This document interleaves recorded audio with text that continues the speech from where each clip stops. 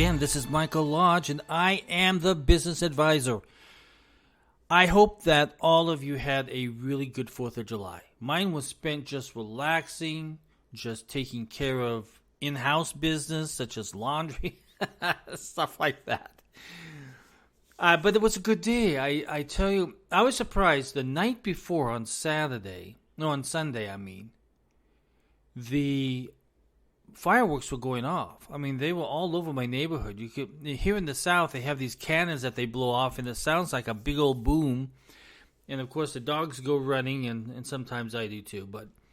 But it was a loud Sunday night. But then Monday on the 4th of July, hardly anything. Couldn't even hardly hear any fireworks. Didn't see anything. I think everybody was so tired from the night before that they just went to sleep. Or maybe they knew they had to get up in the morning and go to work like me. I said, okay, well, let's not spend too much time with these crazy fireworks. So I'm a little bit concerned in reading some of the business news this morning. And I'm going to talk about two. And the first one is going to be about Tesla. And that they're... when their orders are down, the production is down, and part of that has to do with the manufacturing plant in Shanghai, because in Shanghai they were shut down because of the pandemic. They literally shut everything down. So that factory was not producing anything, zero. It was shut down. And the other issue that I really think that no one wants to talk about, they kind of shy away from the subject, but I won't. And it's the issue that Americans at the moment are so financially strapped that they can't buy a Tesla. They can't buy that $50,000 to $75,000, $100,000 car. They can barely afford to pay gas and get to work every day, or get to the store to buy groceries, or to take their kids to school. They are strapped. Financially, they are strapped. Everything has gone up. And inflation has gone up and has affected the American household.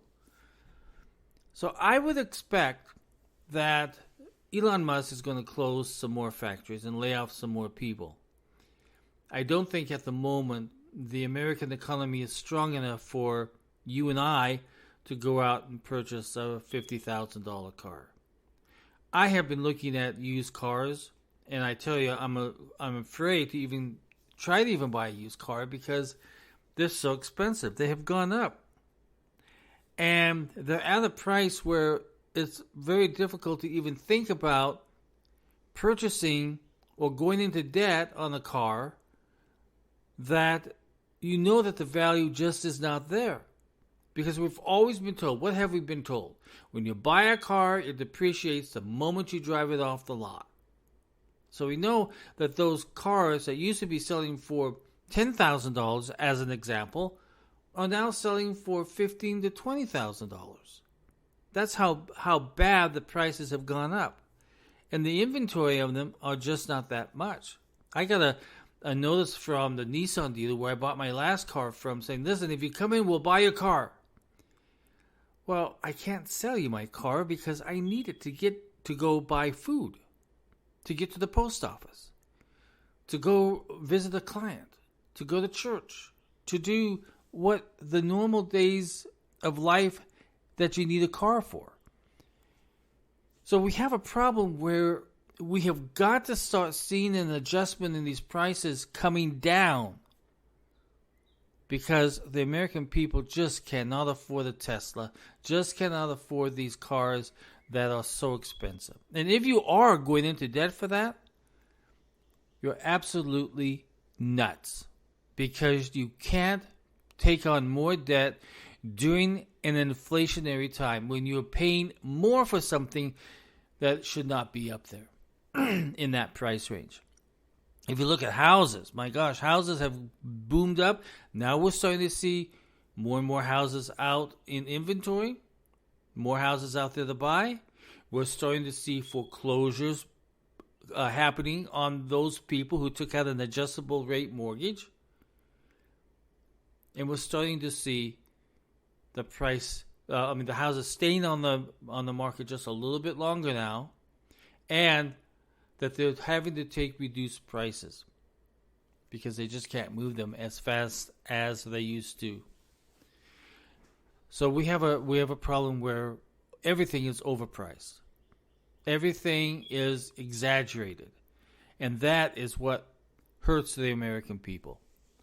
Now, the other issue that I have is for small businesses. I tell you, listen, I'm on your side. I'm a small business guy, and I know as I consult to small businesses, I can hear the hurt and pain that they're having because they're barely making it. And the biggest thing that is hitting them right now are rents. The landlords who were pretty good in working payment plans out with their renters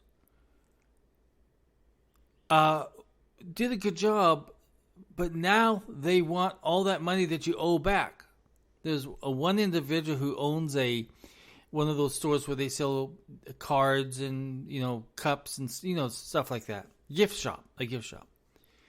His landlord came in and said, "Listen, we need to get all that money back that you didn't pay us during the pandemic, and we need $10,000 within 5 days."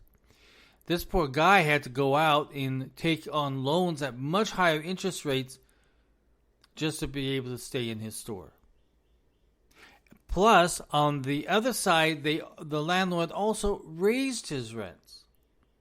And we're seeing that not just in the commercial leases, but we're seeing that also on those individuals that are renting an apartment, renting a house. The landlords are coming in and saying, we have to have higher rent. So you're seeing rents go from $1,800 a month to $3,400 a month.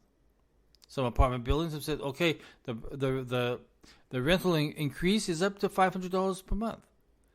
I mean, it is now at the point where landlords are trying to go back and get the money that they've lost.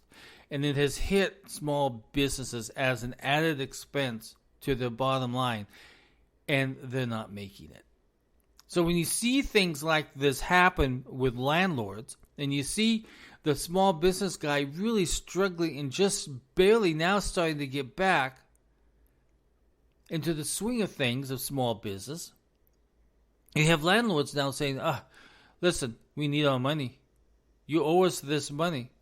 But now there's an option that you have now in all of your leases, small business people. In all of your leases, you have an option there of going into mediation. It's part of your lease. At least in the majority of your leases out there, it's in your lease. It says to go to go to mediation and then to arbitration. You have the option of sitting down with an independent mediator, an independent party, and work a payment plan out of some kind or a resolution out.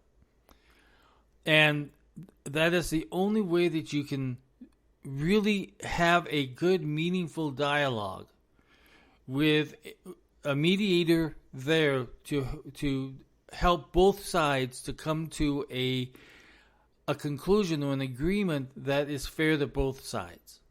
You have that in your lease agreement. I would highly suggest that you use mediation before it goes into a legal matter, which is going to cost you buco bucks with retainer fees and lawyer fees and court costs and everything else. At least with a mediator, you can have a session with them, with both sides present, and discuss and put items on the table that you would like to happen. And they can put things on their side that they will accept or offer or compromise. In taxes, we call that offer and compromise. So it's good that you sit down and you have that discussion with a mediator so that he can guide you through the process and come up with a payment plan or a reduction in rent or something that is fair to both sides.